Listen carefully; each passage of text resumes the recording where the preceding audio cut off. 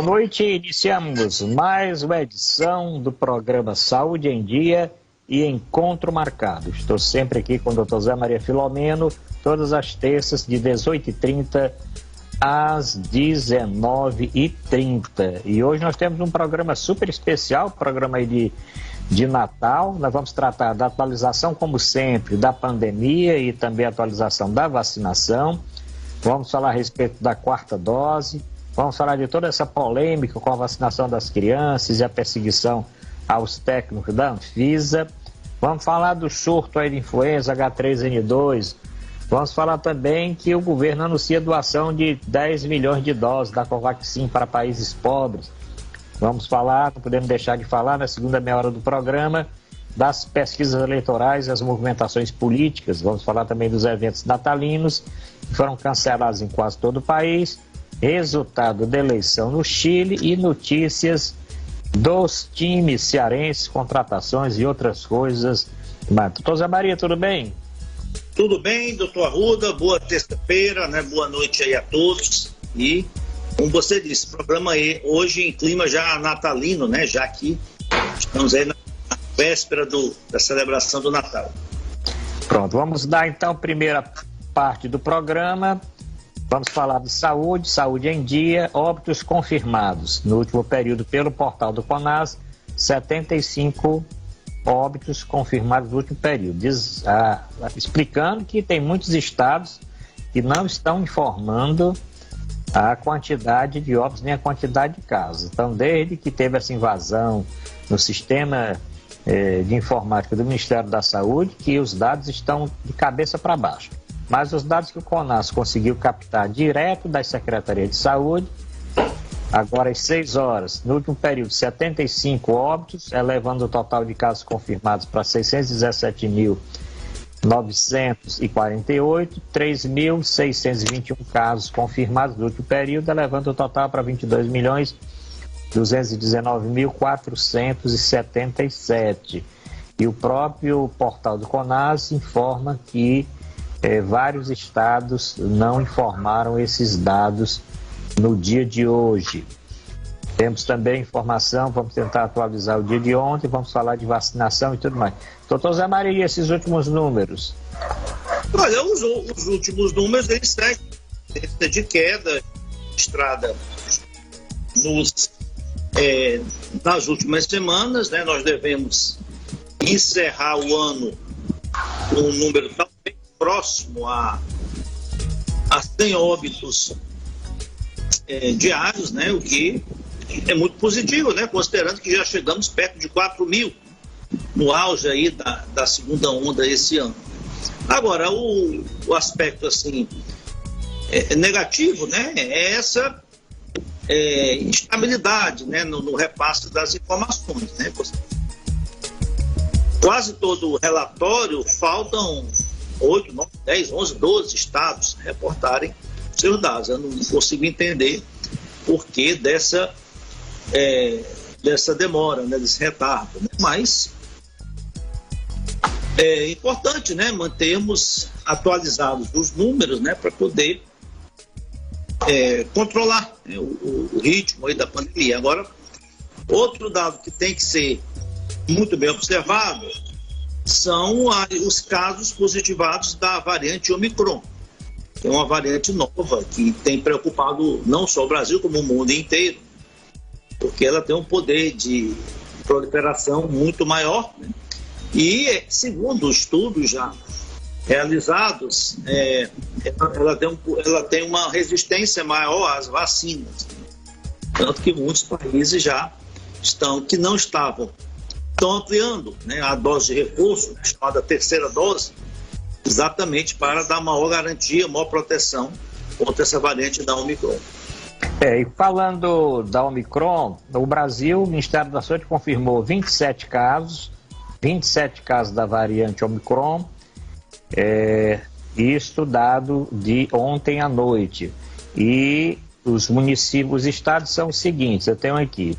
São 16 casos em São Paulo confirmados, 4 em Goiás, 3 em Minas Gerais, 2 no Distrito Federal, 1 no Rio de Janeiro e um no Rio Grande do Sul. Estes são os casos confirmados até as 20 horas de ontem pelo Ministério da Saúde. Então, são 27 casos confirmados e nesses estados, 16 em São Paulo, 4 em Goiás, 3 em Minas, 2 no Distrito Federal, 1 no Rio de Janeiro e 1 no Rio Grande do Sul. É claro que esses números são bem maiores, porque com esse problema no serviço de informação do Ministério da Saúde, nem esses dados estão conseguindo, os estados não estão conseguindo cadastrar nem os casos suspeitos, nem os casos positivos. Eu disse da semana passada e repito hoje, isso é um grande prejuízo para a área da epidemiologia do nosso estado, para a condução dessa pandemia, e eu não sei que dificuldade tão grande é essa de corrigir esse evento que aconteceu no Ministério da Saúde, porque você observa quando tem essas invasões numa empresa X, no órgão X, lá poucos dias, poucas horas depois já está tudo resolvido. E o Ministério da Saúde não consegue resolver o problema do SUS e isso é um prejuízo enorme. Eu tive contato com vários secretários municipais de saúde que eles têm que, esse ano ainda, até o final desse mês, realizar um grande número de cadastro de atendimento dos municípios, do Programa de Saúde da Família, e isso não está sendo possível. Agora já vamos chegar no Natal, nessa semana entre Natal e Ano Novo, precisa uma posição, inclusive, do Conselho Nacional dos Secretários Municipais de Saúde, do CONASEMS, e aqui do Ceará uma posição forte do COSEMS, que é o Conselho dos Secretários Municipais de Saúde do Ceará, com relação a essa situação. E o CONAS também deve se pronunciar, e eu não vi nada ainda dessas entidades representativas no posicionamento com relação a adiar a entrada desses dados para janeiro, passar isso para o final do mês, porque não tem a mínima condição dos municípios cadastrarem todos esses dados. Vamos ver aqui então com relação à vacinação, que é muito importante.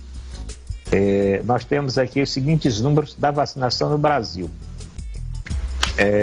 Entre primeira dose, deixa eu ver aqui, a segunda dose foram 141.619.683 pessoas vacinadas com segunda dose ou vacina única.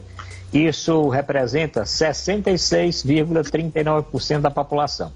Este é o número atual. Nós temos população vacinada no Brasil com primeira e segunda dose, por segunda dose ou dose única, 66,39% da população vacinada. O reforço vacinal ou a terceira dose, nós temos 23.170.276 pessoas, isso representa 10,89% da população. E com uma dose só, que é o início, mas não é a vacinação total, nós temos 75,24%. Então, foi o que eu falei semana passada. A vacinação total vai ficar próximo da vacinação de uma dose. Enquanto primeira dose 75, com duas doses 66. Dose de reforço 10,86%. Se nós vamos somar todas as doses, primeira dose, segunda dose e dose única e de reforço, já utilizamos no Brasil 325.288.079 doses foram aplicadas no Brasil. Tem muitas novidades, o Ministério reduziu aquele prazo para a dose de reforço para 4 meses e a maioria dos estados e das cidades já estão liberando as pessoas para essa segunda dose, para a dose de reforço com 4 meses, quem tenha idade superior a 18 anos, Zé Maria. Está avançando bastante, né? Embora poderia avançar mais, né?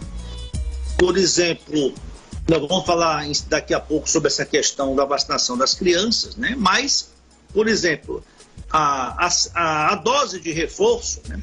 Pedro, eu vi algumas matérias indicando que a dose, a chamada dose de reforço, a terceira dose, tanto da vacina da AstraZeneca quanto da vacina da Pfizer, né? Elas podem ser ministradas com 50% da dose. Teria o mesmo efeito, ou um efeito muito próximo, né?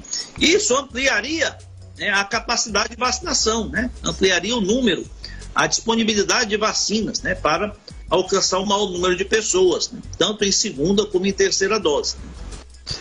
Eu não sei se você viu, as doses aprovadas para a criança também são num volume menor, né, o que amplia, né, a capacidade de vacinação, né, porque a dificuldade que o Brasil tem, quer dizer, teve muito mais no início, né, do que agora, é disponibilidade de vacina, porque capacidade, logística, expertise, né, para aplicar as vacinas, nós temos de sobra. Então, eu acho que pode-se avançar mais ainda, né? Nós poderíamos já estar com um percentual da população vacinada com 2 doses muito maior, poderíamos estar já com talvez 80%, e poderíamos ter avançado muito mais na chamada dose de reforço, né, que nós chamamos de terceira dose, porque realmente é importante, é essencial, né, os estudos, e principalmente com o advento aí dessa variante Omicron, mostram que é importante para fortalecer o sistema imunológico contra o Covid, a aplicação dessa dose de reforço. Sem dúvida é isso mesmo. Nós já falamos aqui várias vezes, desde o ano passado, nós poderíamos estar já com 80% da população vacinada tranquilamente, né? Porque tendo vacina, tendo local de vacinação, a vacina anda rápido, e eu aqui quero parabenizar inclusive alguns municípios que estão lançando estratégias de vacinação assim inovadoras. O município de Itapipoca, ele colocou uma van, adesivou essa van, e esse posto é um posto volante que está indo nas praças.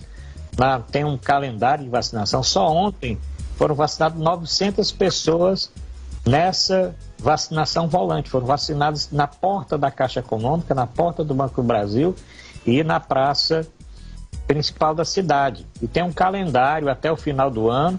Essa van vai percorrer todos os distritos, inclusive, com o dia certo, hora certa, vacinando aqueles que ainda não tomaram a segunda dose, aqueles que já estão para tomar a terceira e aqueles que não tomaram nem a primeira dose. Então, todos estão sendo vacinados. Como também aqui em Fortaleza, a estratégia de colocar também liberantes, sem precisar marcar, sem precisar outra burocracia.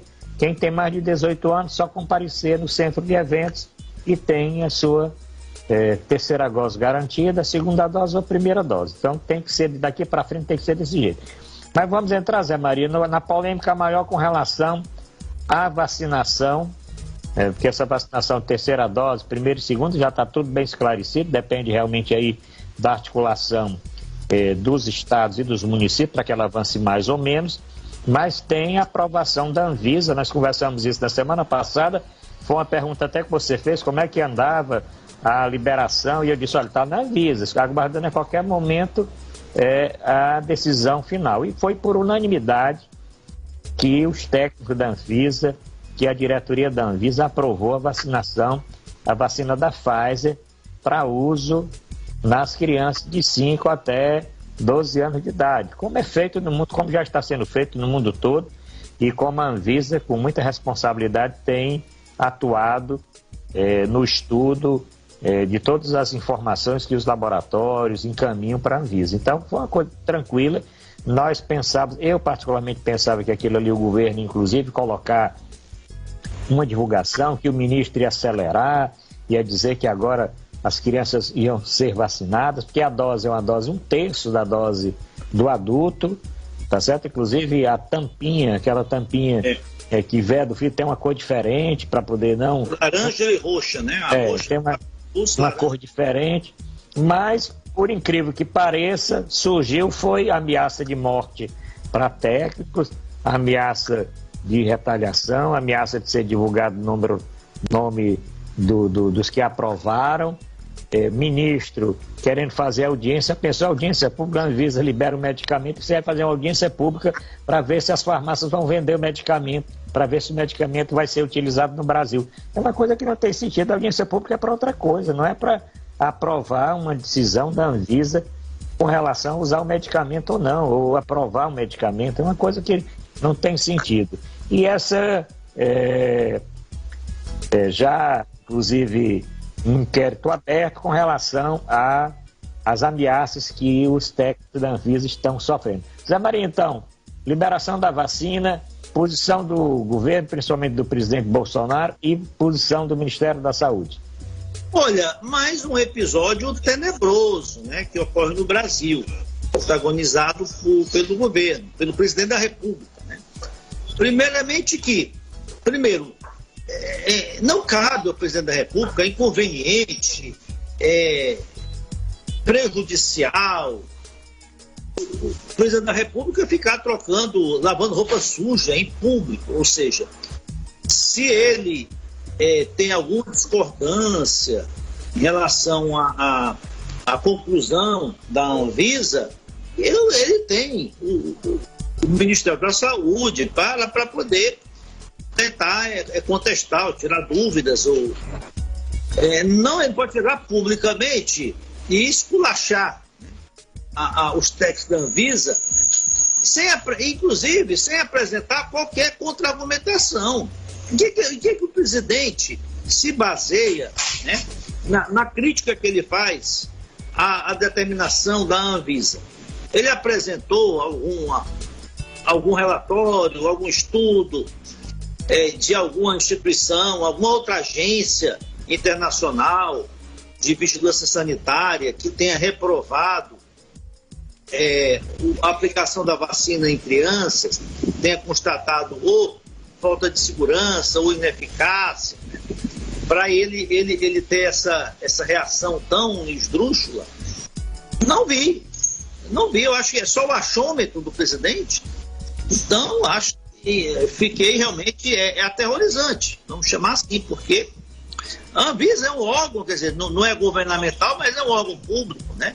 E o próprio presidente, várias vezes, durante todo esse período aí de aprovação de vacinas, ele disse que compraria qualquer vacina aprovada pela Anvisa. Então, ele sempre endossou, sempre valorizou, sempre prestigiou as decisões da Anvisa, que inclusive o presidente da Anvisa foi indicado por ele, né? Aqui é um médico general, é um militar médico, né? Não sei se é coronel. É um almirante. Almirante. Inclusive, quando ele, né, não consigo entender, né, em que ele se baseia para tirar essa conclusão, né? E mesmo que tivesse essa suspeita, não cabia a ele expô-la publicamente, né?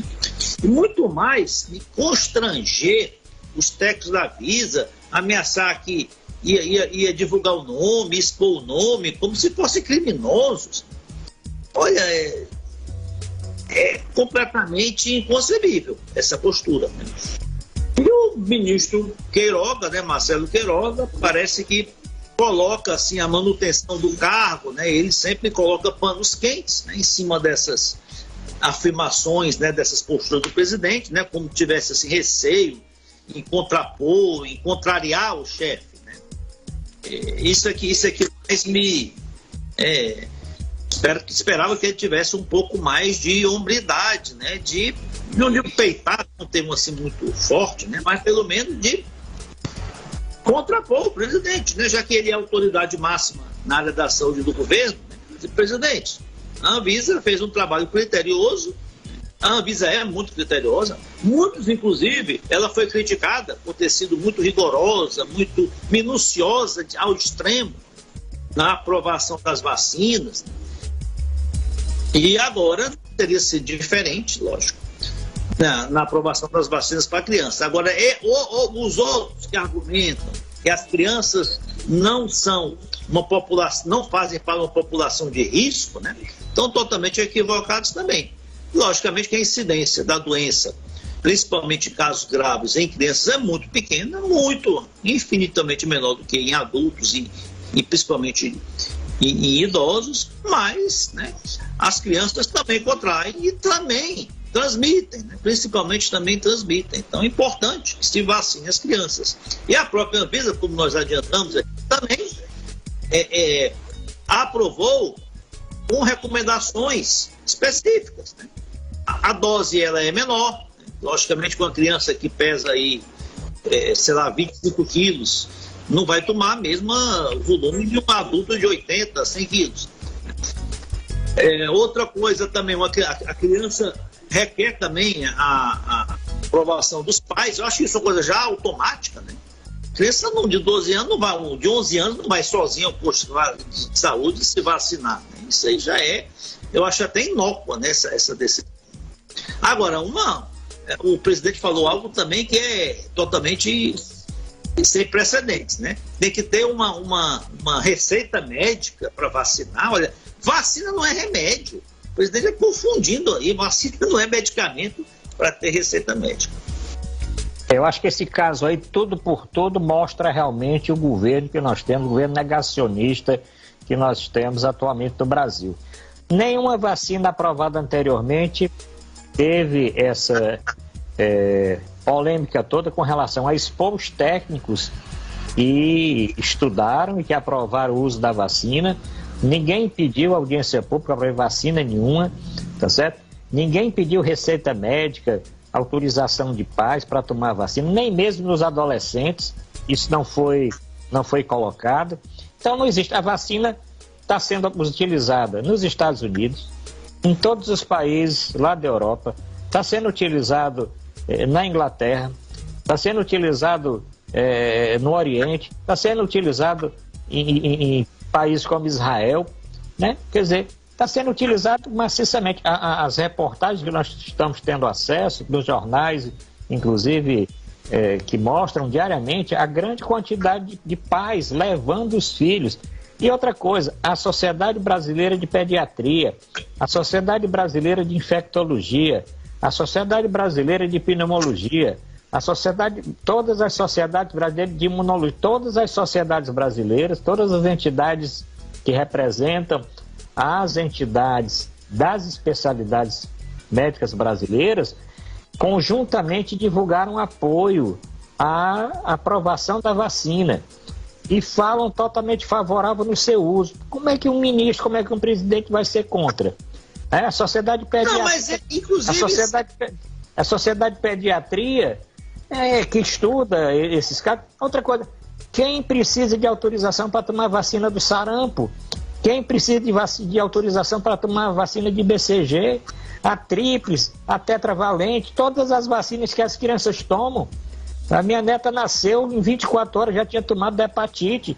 Precisou o pai autorizar. Eu estava no hospital, precisei autorizar. No outro dia já chegou o cartãozinho lá de vacinação, que ela tinha feito já uso da vacina, BCG e tudo mais. Então não existe isso. A vacina está comprovadamente como eficaz, tá certo? Comprovadamente como segura. Não tem relato mundial de efeitos graves com a utilização da vacina, nem em adultos, muito menos agora em criança. Como o Zé Maria falou, a dose é uma dose menor, tá certo? O período vai ser também 2 doses? Vão ser 2 doses? Vão. Vai tomar uma dose e vai ter que tomar a segunda dose. E essa receita médica, essa aí que foi o pior de tudo. A receita médica eu não entendi. Não existe. E eu não sei o que é que essas pessoas pensam que com isso ganham prestígio. Nós estamos vendo, vamos daqui a pouco falar nas pesquisas.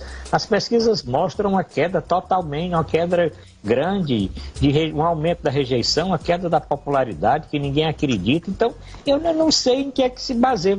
Vão morrer, sei lá, não sei o que é que precisa para mudar realmente a posição, né? E a outra coisa, expor, tem que expor porque são servidores, né? Mas isso não tem nada a ver. A exposição aí não era para elogiar, a exposição não era para mostrar quem aprovou, para dizer pessoas qualificadas aprovaram, vamos usar porque são técnicos qualificados, técnicos de carreira, são infectologistas, são biólogos, são microbacteriólogos, são lá, sei lá, uma série de especialistas. Não, é exatamente para dar margem, principalmente nessa corja de rede social, tá certo? A ameaçar as pessoas, criando perfil falso. Vão coagir, expondo fotos, expondo já família. Tem uma matéria que saiu agora, são 170 e tantos já, 170 casos de ameaças que a Polícia Federal já está investigando, 170 casos já de ameaça. Tá certo, tem ameaças aí que não dá em nada, mas pode ter uma pessoa mais desequilibrada que cometa algum desatino a mais, tá? Então, e outra coisa, existem outras vacinas, como é o caso da Coronavac, que está sendo utilizada também a liberação para vacinação em crianças, como está sendo feito no Chile. O Chile e outros países estão usando a vacina Coronavac, também aprovada para uso em crianças. Como é que esses técnicos, qual o espírito desses técnicos, da família sendo expostos de todos eles? Então não tem realmente cabimento isso, vamos esperar que seja resolvido. O ministro também, como tudo termina no Supremo, Lewandowski deu um prazo que eu achei que era um prazo justo, que o Ministério tinha que justificar por que está nessa polêmica toda, mas deu também um prazo que o Ministério queria para o dia 5 de janeiro. Quando esse dia 5 de janeiro já podia estar encaminhado uma série de condutas que tem que se tomar. A própria aquisição da vacina, como é que vai ser feita essa vacina? Porque essa vacina está pronta, ela já está pronta, está tudo que os países estão recebendo. Na hora que o Ministério encaminha a vacina, chega aqui com 48 horas, a vacina está aqui para ser usada. A vacina não está mais em teste, essa vacina já está em fase 4. A vacina já está em fase 4. Milhões de pessoas já tomaram a vacina, então tem dificuldade disso, né? Estamos agora marcando mais esse passo. As sociedades de pediatria e a sociedade de imunologia divulgaram uma relação de dados epidemiológicos mostrando que muito mais crianças morreram por Covid do que todas as doenças essas infecciosas de criança. Covid matou mais crianças do ano passado para cá e esse ano do que todas as outras doenças, mais do que sarampo junto com as outras doenças, com coqueluche, com parotidite e o resto mais. Mais crianças morreram, doenças infecciosas, mais da Covid do que das outras doenças. O ministro vem dizer, só morreram 150 crianças, como 150 crianças não fosse nada no períodozinho que ele usou, um período que teve, que coletou esse dado, que era um período de pouco tempo. Basta que tivesse uma. E outra coisa, a criança está servindo, agora frequentando a escola com a liberação, está servindo para contaminar os outros, para contaminar a família, para contaminar o avô, as pessoas que têm mais comorbidades. Então não tem realmente, todas devem ser vacinadas, a partir de 5 anos até os idosos também têm que ser vacinados, Zé Maria. Essa questão da transparência é uma contradição do governo, né? Enquanto ele quer expor de uma forma assim, pejorativa até os textos da Anvisa para ficarem assim à mercê de intimidações, né, por parte aí de internautas, ou inclusive muitos até tiveram ameaças à integridade física, né? Ele impõe um sigilo de 100 anos à vacinação do Bolsonaro. Pois é. Ao cartão de vacinação do Bolsonaro, cadê a transparência aí? Impõe um sigilo de 100 anos ao processo lá disciplinado do ex-ministro Pazuello. Pois é. Para você ver, né? Que não tem coerência nenhuma e a população, como mostram as pesquisas, nós vamos falar daqui a pouco, está vendo exatamente isso. Bom, só para terminar a parte da saúde, você citou aí que é o surto da gripe H3N2, né? Já 11 estados em alerta para o surto do H3N2, quer dizer, que já é uma mutação do H3N2. O H3N2, ele existe. Já a mutação do H3, que deram o nome de Darwin, que é a mutação do H3N2, tá certo? Então, essa mutação que deve ser contemplada nas próximas vacinas que vão chegar exatamente no período, porque esse surto, ele está fora de época. Esse vírus apareceu numa época que não é esperada, tá entendendo? Porque isso é para ser lá para abril, tá certo? É para ser lá para abril. E por isso que a vacinação começa em fevereiro, março. Todos os anos a vacinação começa em fevereiro, março. Mas esse ano esse surto começou fora totalmente de época.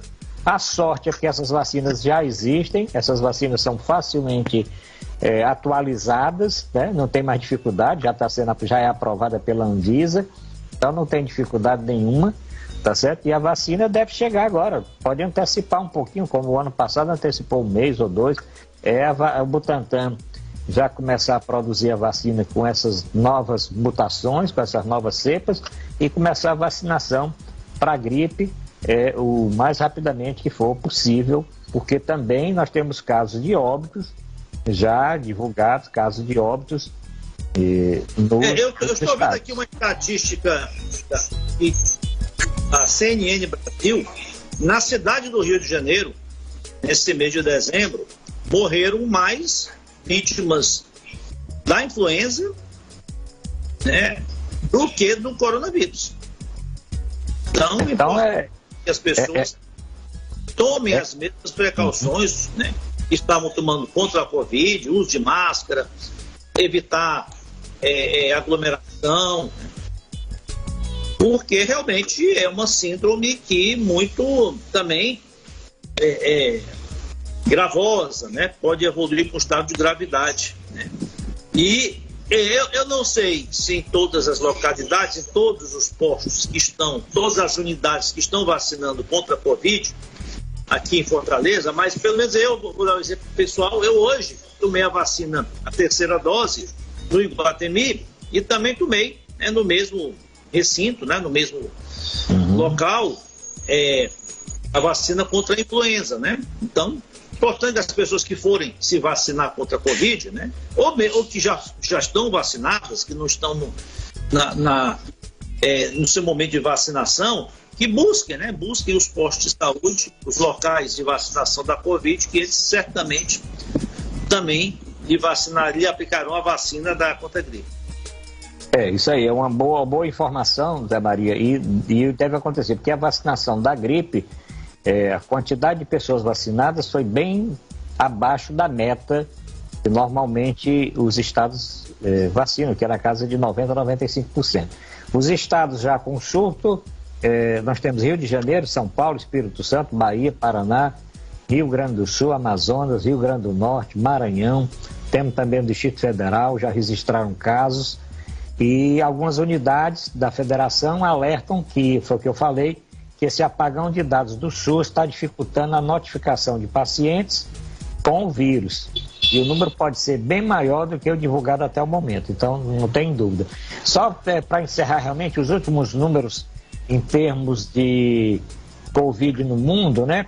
Nós estamos com lockdown em algumas regiões, como é o caso da Holanda, né? Mesmo do Natal, decretou lockdown, tá certo? Então, não tem... E outros países estão retornando a outras exigências que tiveram na primeira e na segunda onda.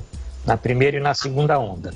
E só para encerrar, isso mesmo, é continuar evitando as aglomerações, usar máscara independente de qualquer outra coisa e continuar usando álcool gel, lavando muito as mãos, porque a forma de transmissão do H3N2 é a mesma forma do coronavírus, então não tem outra informação a dar. Bom, este é o programa Saúde em Dia, encontro marcado, vamos para a segunda meia hora do programa, vamos tratar de outros temas e nós vamos falar das pesquisas eleitorais, das movimentações políticas, vamos falar dos eventos natalinos que têm a ver com a pandemia que foram cancelados, vamos falar da eleição do Chile, a vitória do Boric lá no Chile e as notícias de contratação e dos times cearenses. Então, Zé Maria, vamos começar então com essas pesquisas eleitorais, né? Ontem, depois do nosso programa, duas pesquisas foram divulgadas, eu acho que nós comentamos só do IPEC, né? Não comentamos, do IPEC no TikTok, né? Nós divulgamos na terça. Né? Eu não lembro se nós comentamos, não. Mas não, talvez não tenha comentado, não. Folha, teve de outros institutos aí que eu não lembro. Olha, as pesquisas, na sua grande maioria, né? Elas divergem, assim, oscilam em números, né, mas elas mostram, assim, um cenário muito parecido, né? Que é, assim, uma vantagem muito grande do ex-presidente Lula, que varia aí de 42% a 48%, dependendo da pesquisa, e um encolhimento, né, uma desidratação persistente aí do presidente Bolsonaro, né, que oscila aí de 21% a 25%, 26% nas pesquisas. Como as margens de erro são parecidas, né, nós podemos ver que as pesquisas todas têm apresentado o mesmo resultado. o ex-ministro Ciro Gomes teve uma queda assim, da média das suas intenções de voto, né? mas mantém-se na faixa de 5% a 7%. E a novidade, né, que tem aí mais ou menos um mês que lançou a sua candidatura, que pelo menos adentrou aí na disputa, na vida política e partidária, já como pretendente à presidência da República, né, que é o ex-juiz Sérgio Moro, está aí na faixa aí de 8% a 9% a 10%, né, mantém-se nessa faixa aí em todos os cenários, né. Olha, é cedo ainda, né, para se afirmar que esse cenário está assim consolidado, ou que essa é a tendência, né, mas uma coisa a gente pode tirar conclusões, né, muito dificilmente, né, a não ser que haja assim uma hecatombe, né, algum fato novo que desgaste assim, profundamente a candidatura do Lula, né, ele estará no segundo turno. Pode que ele caia 10 pontos para 30% ele está no segundo turno.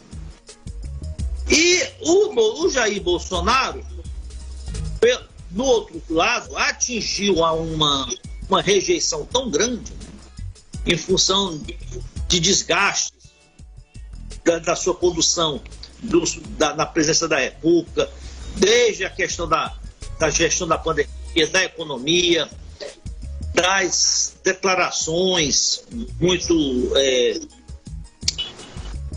incorretas, o radicalismo, né, que ele demonstra, e traz assim uma rejeição, uma aversão ao nome dele, à pessoa dele, a uma faixa muito grande do eleitorado, que já dizem, né, os analistas políticos, que ele já chegou a um caminho sem volta. Né? Por mais que melhore o governo, que melhore os indicadores econômicos, que o cenário torne-se mais auspicioso, as pessoas passem a sentir assim, uma melhora na qualidade de vida, nas condições, né? O emprego melhora, e a pandemia, não diga mais nenhuma besteira como essa, e que a rejeição já é tão consolidada nele que é muito difícil um candidato com esse nível de rejeição vencer uma eleição em segundo turno. Agora, há uma possibilidade, eu acho pequena, quer dizer, mas é uma possibilidade factível, né, do ex-juiz Sérgio Moro crescer nas pesquisas, ultrapassar o Bolsonaro. Dizem, né, já diz os analistas, que essa candidatura do Sérgio Moro, ela freou um pouco a candidatura do Ciro Gomes, né, ocupou um pouco o espaço de crescimento do Ciro Gomes. Não sei, eu não entendo assim, eu acho que eles caminham em campos opostos, né? Não vejo o potencial eleitor do Ciro Gomes, né, migrando para o Sérgio Moro, né? Mas em eleição tudo pode acontecer, né? Vamos esperar, nós vamos falar aí da eleição aí do Chile, né? E vamos ver que as candidaturas estavam todas muito próximas, né? Até se desenhar o segundo turno. As pesquisas, elas estão muito parecidas. A última pesquisa foi que saiu ontem, segunda-feira, dia 20, foi do IPESP, a pesquisa do IPESP de dezembro, divulgada no dia de ontem, 20, mostrou exatamente o seguinte, né, que o presidente Lula, ex-presidente Lula, mantém a liderança com tendência de ascensão, Jair Bolsonaro segue caindo, mas ainda está na vice, e o Sérgio Moro, nessa pesquisa, também caiu um pouco, mudou um pouco a direção do gráfico, né?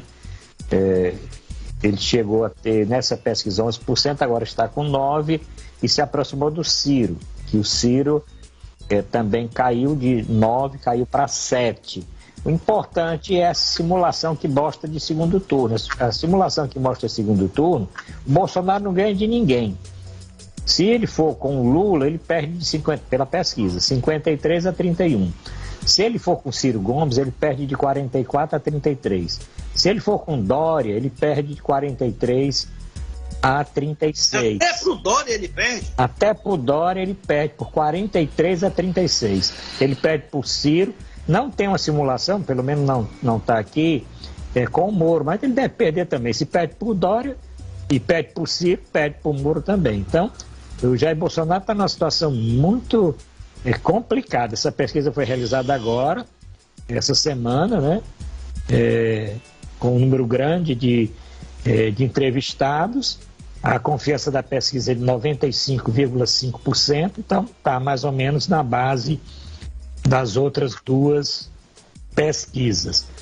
Tem uma pesquisa, Zé Maria, que saiu exatamente agora, que é do governador Camilo Santana, né? Pesquisa aqui do Ceará. Pesquisa do Ceará, governador Camilo Santana tem 78% de aprovação. Mas em Fortaleza, 78% de aprovação. Pesquisa aqui no Ceará, governador Camilo Santana tem 78% de aprovação. E a pesquisa em Fortaleza, o prefeito Sarto tem 49% de aprovação. Então tem muita diferença entre a aprovação do governador Camilo Santana, 78%, para a aprovação do prefeito de Fortaleza, 49%. Essa pesquisa foi divulgada agora, tá certo? A pesquisa, ela diz mais o seguinte, ela diz que, deixa eu ver mais, 78%, deixa eu ver se tem mais algum número aqui.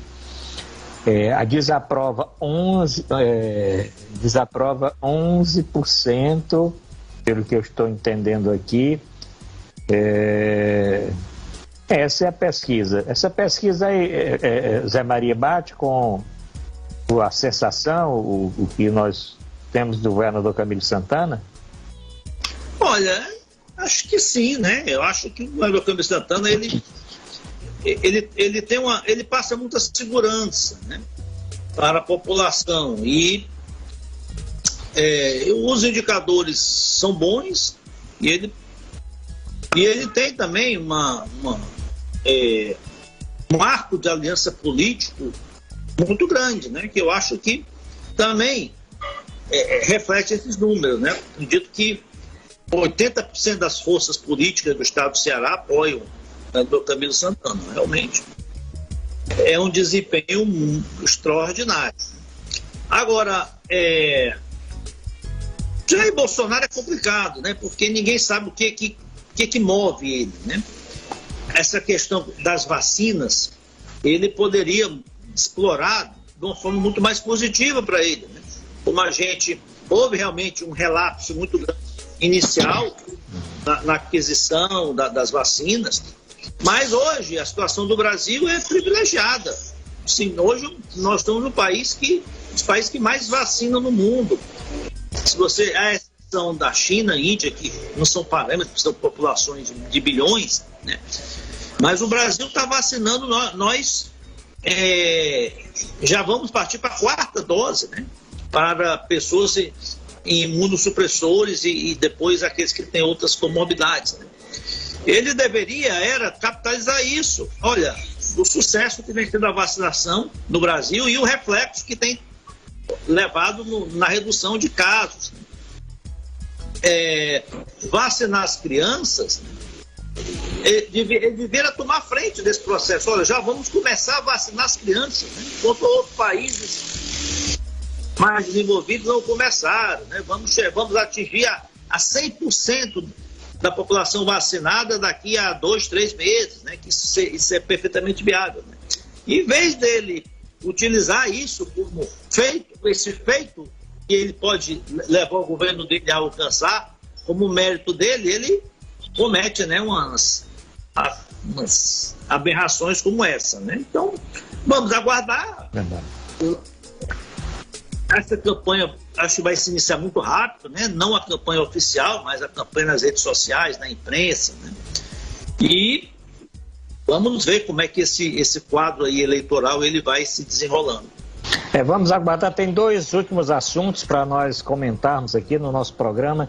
Encontro marcado, Saúde em Dia, todas as terças, de 18h30 às 19h30, pela rede Bom Demais, Facebook, Twitter, site, rádio, televisão, Instagram e tudo mais. Temos que falar a respeito da eleição do Gabriel Boric, candidato de esquerda que venceu as eleições presidenciais do Chile, ele obteve, deixa eu ver aqui, 55,9% dos votos, o que equivale a 4,6 milhões de votos, enquanto o Castes, que é o outro candidato de extrema-direita, ele teve 44,1%, 3,6 milhões de votos. No primeiro turno, né, Zé Maria, você vê como é que é importante. No primeiro turno, o candidato José Antônio Castes foi o primeiro lugar. Isso. Né? E no segundo turno teve essa inversão e até essa votação surpreendente, né? Porque 55,9%, quase 56%, em 44% o outro candidato.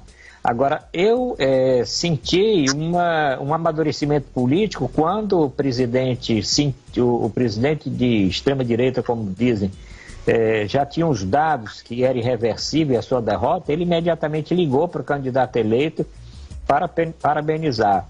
O presidente do Chile também ligou e transmitiu pela televisão exatamente a primeira, e no outro dia já recebeu cedinho o presidente eleito, né? E tanto o derrotado como o presidente atual falando em união pelo Chile, em trabalhar nessa fase de transição, porque ele só vai assumir, eu acho que é em março, né?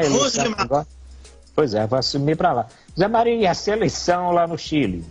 Essa foi uma eleição assim fora da curva, né? Porque ela fugiu, né, do script que dominava a política chilena desde a redemocratização, né? Desde a queda lá do regime autoritário, né, do Pinochet, que se revezavam, né, o partido de centro-esquerda, né, que era o partido da ex-presidente Michelle Bachelet e do ex-presidente Ricardo Lagos, né? Lá não tem reeleição, acho que é um mandato de 4 anos sem reeleição, então era meio que um rodízio lá. Uma eleição ganhava o partido de centro-esquerda, que é o da Michelle Bachelet, outra eleição ganhava o partido assim, mais de centro, um pouco mais conservador, que é o partido do atual presidente Sebastião Pinheiro, né?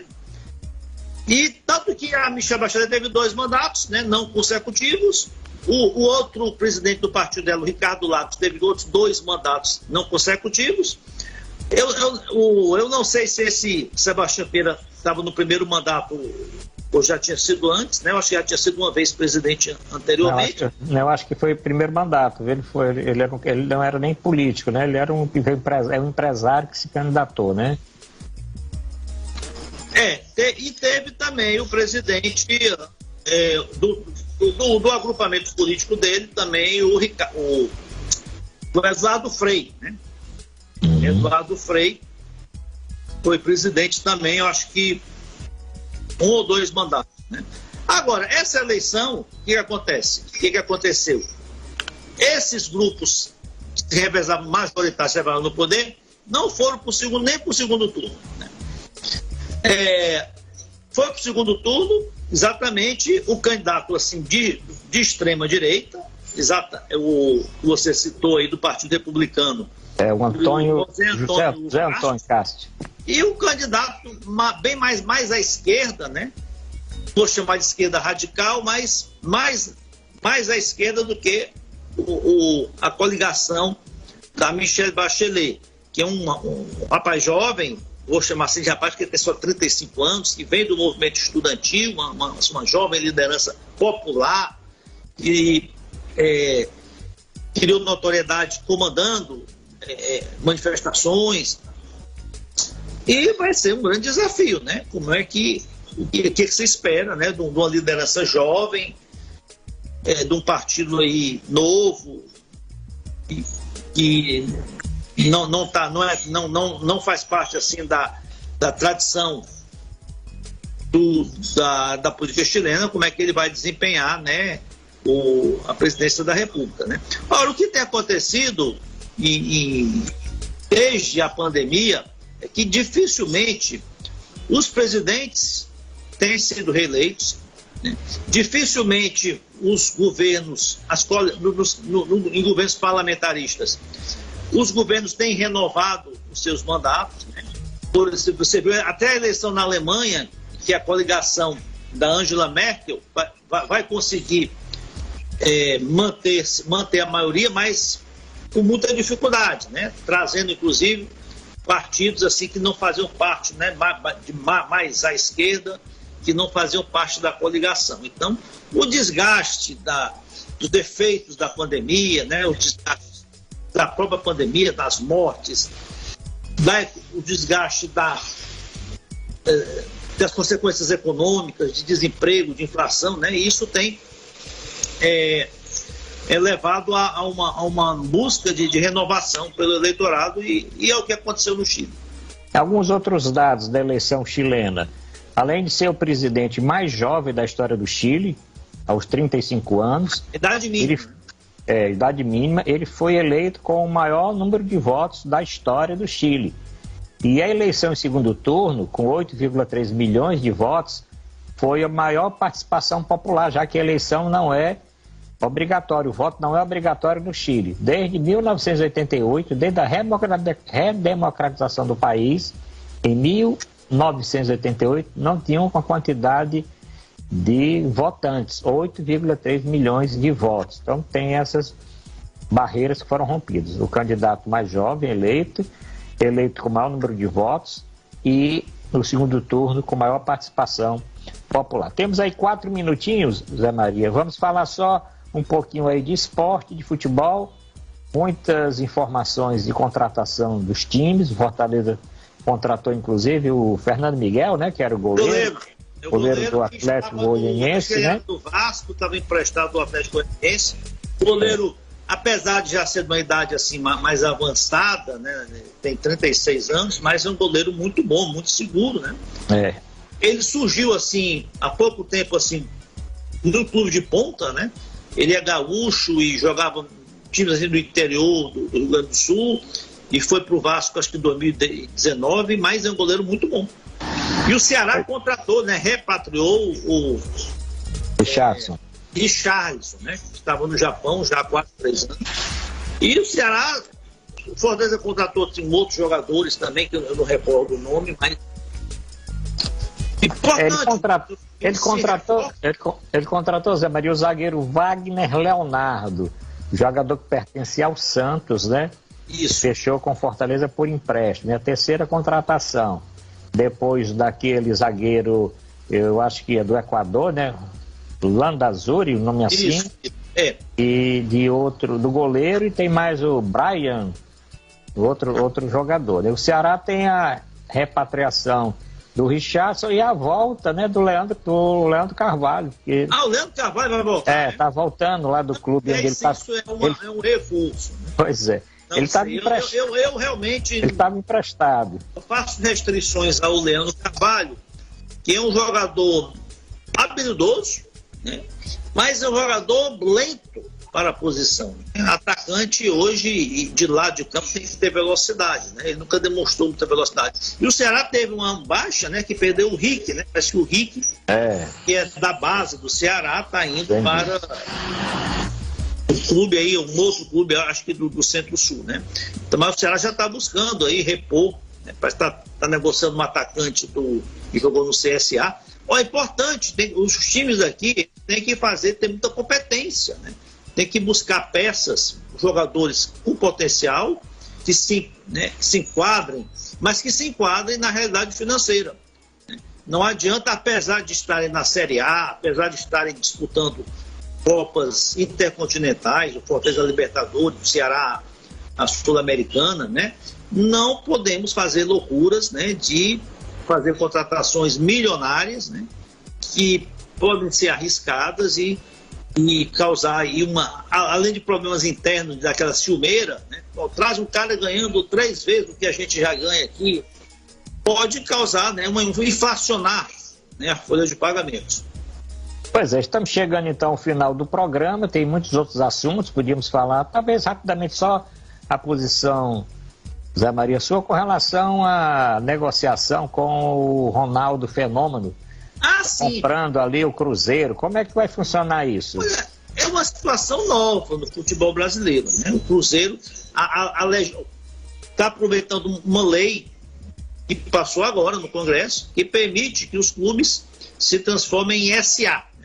Não é que o Cruzeiro está transformando em SA, não. O Cruzeiro criou uma SA, transferiu para SA todo o seu, assim, as suas credenciais futebolísticas, né? Continua existindo a associação, não sei se a associação do Cruzeiro vai continuar existindo, continua sendo dona, proprietária do centro de treinamento, né? Mas os direitos dos jogadores, né? A marca Cruzeiro, né? Ou seja, a credencial do time junto à CBF para disputar a Série B, né? Tudo é transferido para essa SA. E essa SA vai explorar a marca, é uma coisa nova, né? Eu achei um valor muito baixo. Eu também, 400 milhões. 400 milhões e ainda em 5 anos, 80 milhões por ano só. Eu acho que o Cruzeiro tinha condição de arrecadar isso com patrocínios, com parcerias, com empresas, né? Sem ter que vender o clube inteiro, né? Eu acho que acho que foi o desespero e realmente o adversário, o Atlético, com todo esse potencial, inclusive para os próximos anos, é a mesma coisa aqui. O Ceará tem que lutar para poder ficar mais ou menos equilibrado com o valor muito Fortaleza. Baixo, né? Zé Maria, chegamos infelizmente ao final do programa. A rede vai ter que iniciar já uma nova transmissão. Agradecer aqui todos que assistiram o programa na Rede Bom Demais, rádio, televisão, jornal, internet, Facebook, Instagram, Twitter e tudo mais. Vamos voltar na semana entre o Natal e o Ano Novo. Aqui nossa mensagem para os nossos ouvintes, né, os nossos telespectadores, de um Feliz Natal, próspero Ano Novo. Próspero Ano Novo vamos dar na semana que vem. Agora um Natal de luz, de paz, de tranquilidade, tendo os cuidados sanitários, porque a pandemia não passou e temos agora essa outra preocupação com o surto do H3N2, Ana Maria. Com certeza, cada vez mais nós temos que valorizar a saúde, né? Os últimos 2 anos mostraram o quanto é importante, né, a saúde, porque sem saúde não há vida, né? Então, que todos se cuidem, né? E fiquem em família, né? Confraternizem em família com todas as mensagens natalinas de fraternidade, de solidariedade, de paz, de união, né? E até a semana que vem. Feliz Natal a todos. Até a semana que vem, Feliz Natal. Próxima semana voltamos na terça-feira para mais um encontro marcado Saúde em Dia, de 18h30 às 19h30. Tchau, tchau. Feliz Natal.